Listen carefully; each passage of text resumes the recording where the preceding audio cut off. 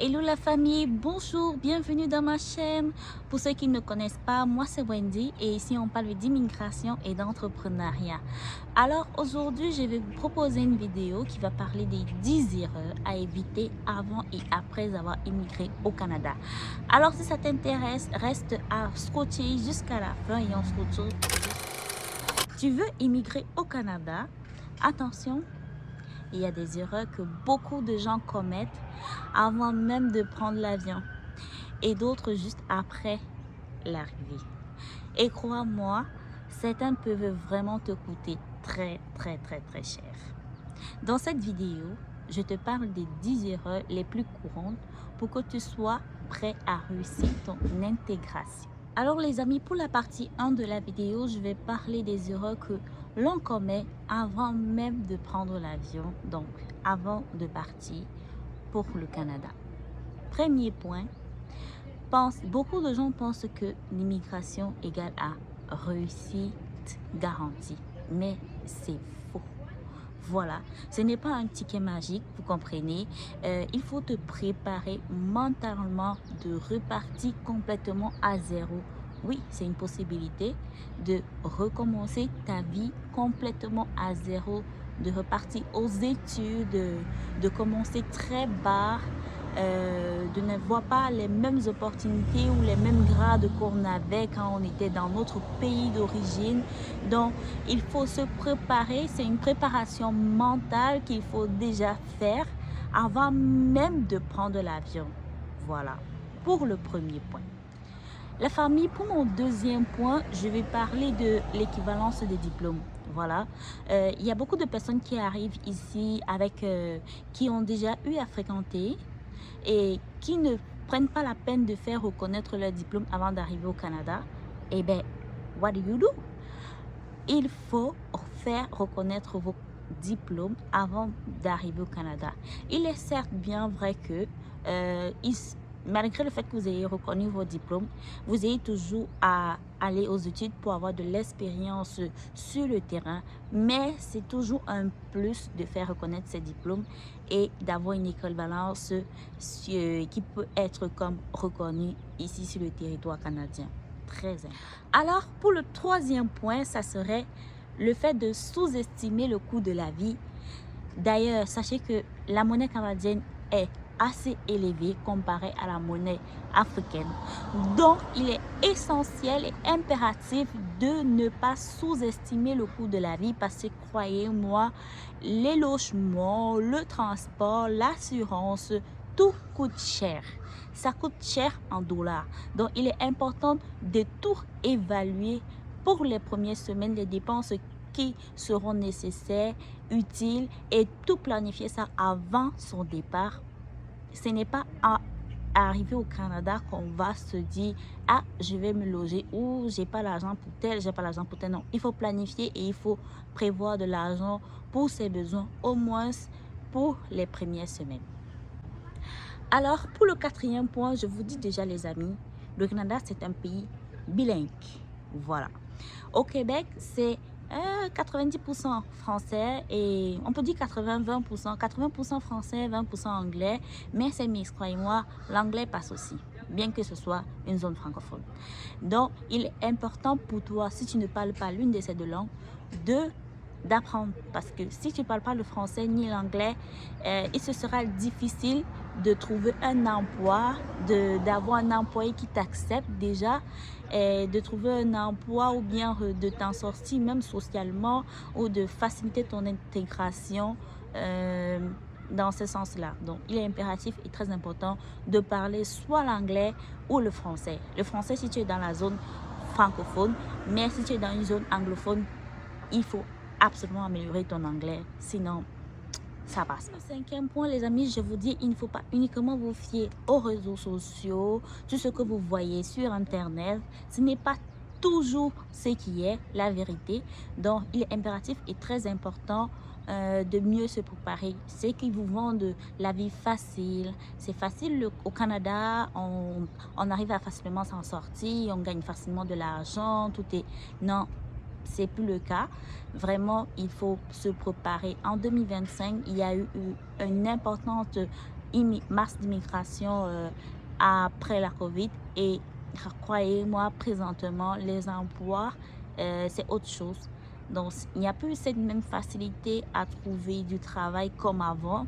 Les employeurs sont plus stricts et l'expérience est beaucoup plus demandée sur le territoire. Bien sûr, je parle de l'expérience québécoise ou canadienne. C'est beaucoup plus demandé et même les boulots faciles se font rares. Genre, je parle de boulot facile, les tâches qui ne nécessitent pas forcément une formation comme le service à la clientèle et autres qui va avec. Donc, croyez-moi, il ne faut pas toujours écouter tout ce qu'on vous dit sur les réseaux sociaux ou tout ce que vos agents d'immigration vous informent. Allez toujours chercher de l'information à la source, soit dans le site de l'immigration et vraiment planifiez-vous. La deuxième partie de ma vidéo, mes amis, ça va parler de après l'arrivée au Canada. Donc, le premier point, ça serait le fait de refuser les petits boulots. Ben oui, les amis, on se connaît, on se connaît. Et donc, tu es cadre au pays, tu es fonctionnaire, ben voilà. Et tu arrives au Canada, tu te dis, ah, moi, j'étais un grand homme d'où je venais et je peux pas aller, c'est pas faire du service à la clientèle ou bien travailler dans un restaurant parce que, eh bien, on avait comme un haut statut d'où on venait. On refuse des petits boulots et c'est les choses à ne vraiment pas faire. Certes, il ne faut pas se limiter aux petits boulots parce qu'il faut toujours viser plus haut, mais il faut pas aussi avoir peur de commencer bas parce que croyez-moi, il est toujours mieux de commencer bas pour avancer haut. Parce que tu commences bas, tu acquiers de l'expérience, tu comprends le système, tu vois comment ça fonctionne et tu analyses. En fait, ça te permet aussi de te repérer toi-même et de ne pas être frustré aussi dès le début. Parce que croyez-moi, j'en connais ceux qui sont venus. Ils ont commencé haut, mais ils ont été surpris, ils ont perdu leur emploi parce qu'ils pensaient que tout était comme dans leur pays, mais ils étaient étonnés. C'est différent, le système est différent, les attentes sont différentes, le stress occasionné est différent, le niveau de gestion, de maintien de soi-même, c'est différent. Il y a tous ces aspects qu'il faut tenir en compte. Donc, croyez-moi, il ne faut vraiment pas avoir honte de commencer bas, de se battre et d'évoluer petit à petit pour atteindre le niveau vraiment qu'on veut atteindre. Pour le deuxième point de ma partie 2, fait que je vais parler de l'intégration. Donc, en fait, rester isolé. Il ne faut pas rester dans son coin. Il faut t'intégrer à la communauté locale, que ce soit ta communauté de ton pays d'origine ou bien que ce soit la communauté de la ville où tu es. Il faut vraiment faire des activités, il faut sortir, il faut participer, il faut faire du bénévolat aussi, ça aide, ça permet d'avoir des contacts, peut-être même pour un futur travail ou bien peut-être même pour une référence, pour une nouvelle maison. C'est important de se faire des contacts, de se faire des amis, de participer à des activités de sortie. Donc, il ne faut pas rester dans ton coin isolé. Vas-y, brusque-toi. C'est à toi de faire le premier pas. N'attends pas que eux autres, les personnes locales, font le premier pas avec toi. Et même s'ils ne le font pas, vas-y, fais le premier pas avec eux.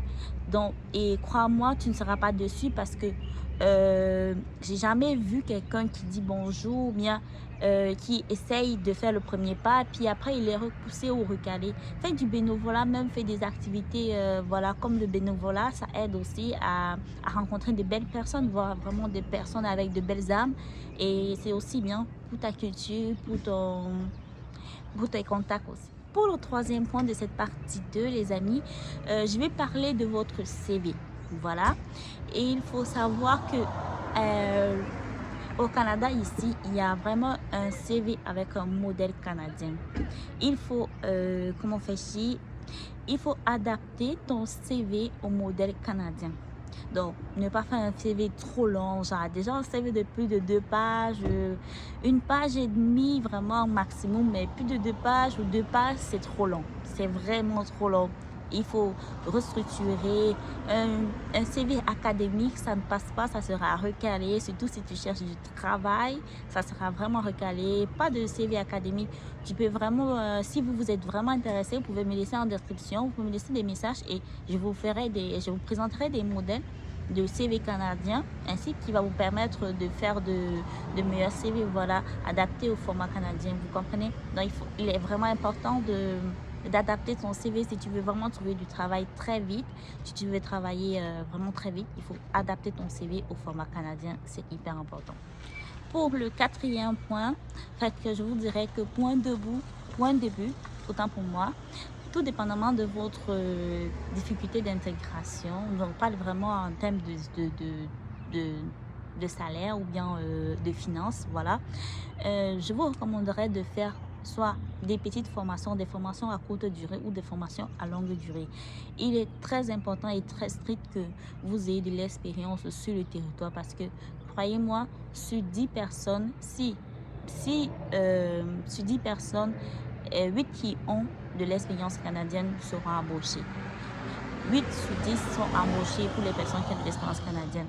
Donc, ici, on recommande et on favorise beaucoup plus les personnes qui ont de l'expérience académique canadienne. Je préfère le dire ainsi, même académique canadienne, il tient compte de ça lors de l'embauche. Donc, n'hésitez surtout pas à faire des petites certifications ou des formations à court 1 an, 6 mois ou bien longue durée, 2 ou 3 ans. C'est important, tout dépendamment vraiment de vos finances et si cela vous permet, allez-y, foncez, n'hésitez pas, commencez avec des petites formations et échelonnez avec de grandes formations. Ça va vous permettre aussi vous-même, pour votre stabilité financière, pour avoir un meilleur revenu, un meilleur style de vie, moins de stress aussi, de finir vos fins de mois tranquille. Voilà, ça a plusieurs avantages, donc ne vous limitez pas à ce que vous avez déjà. Cherchez toujours plus à vous améliorer et à vous éduquer.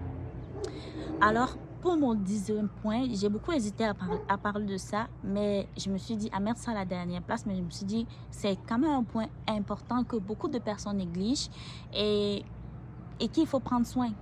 Sa santé mentale. Il faut prendre soin de sa santé mentale. Il faut te dire, dis-toi que il y a des hauts puis il y a des bas. Tout n'arrive pas d'un coup au moment où on veut, très certainement. Donc, il faut savoir que ça peut prendre du temps. Ça peut prendre même voire 1 an ou 2 ans pour que tu retrouves ta situation. Parce que c'est quand même, on va dire quoi, c'est quand même changer de zone. C'est arriver dans une zone inconnue où on ne connaît pas, où on ne maîtrise pas. Et croyez-moi, ça peut toucher votre santé mentale. Vous pouvez être dépressif, vous pouvez avoir envie vraiment de tout abandonner, de tout lâcher et de rentrer. Mais pensez à ceci. Sachez que ce n'est pas facile, tu n'es pas là. Si tu as envie d'abandonner et que présentement tu déprimes, sache que tu n'es pas la dernière personne, tu n'es pas la première personne qui vit ça. Beaucoup de personnes sont passées par là et ce n'est que chose courante. Il faut juste l'accepter et pour mieux vivre avec et se dire que demain ça sera meilleur parce que croyez-moi, malgré les difficultés, peu importe les difficultés que tu vis dès le départ ou les débuts, ça finit toujours par aller. Croyez-moi. Mais parce que le Canada, c'est un pays de Jésus. Croyez-moi, c'est le pays de Jésus. Ce n'est pas beau, aussi beau que peut-être les personnes de miroir, mais ça te permet quand même d'avoir une stabilité et une suffisance nécessaire pour mieux vivre et bien prendre soin de soi. Voilà. Alors les amis, ma vidéo arrive à sa fin. Je vous ai fait part des 10 points à tenir compte avant et après votre arrivée au Canada. Et pour conclure, je vais vous dire ceci. L'immigration, c'est une aventure. Il y aura toujours des obstacles, mais si tu es bien préparé, tu les surmonteras. Si cette vidéo t'a aidé, voilà, like, partage et abonne-toi et dis-moi en commentaire les erreurs que toi tu as eu à vivre à ton arrivée, avant ou après ton arrivée ici au Canada. Ça me ferait plaisir de l'entendre et n'hésite surtout pas à me laisser un message ou bien si tu veux qu'on en parle ou on en discute plus en privé. Moi aussi ça me ferait plaisir de faire plus connaissance avec vous mes abonnés. Voilà, merci beaucoup de rester et de toujours me suivre comme et d'être aussi fidèle sur ma page. Bye! Alors la team, je vous présente un petit extrait de ma prochaine vidéo. Alors je vais vous présenter mon petit week-end à Montréal que j'ai fait, les endroits que j'ai visités, ce que j'ai aimé, ce que j'ai moins aimé. Du coup, restez scotchés, abonne-toi si tu veux suivre cette aventure avec moi. Bye!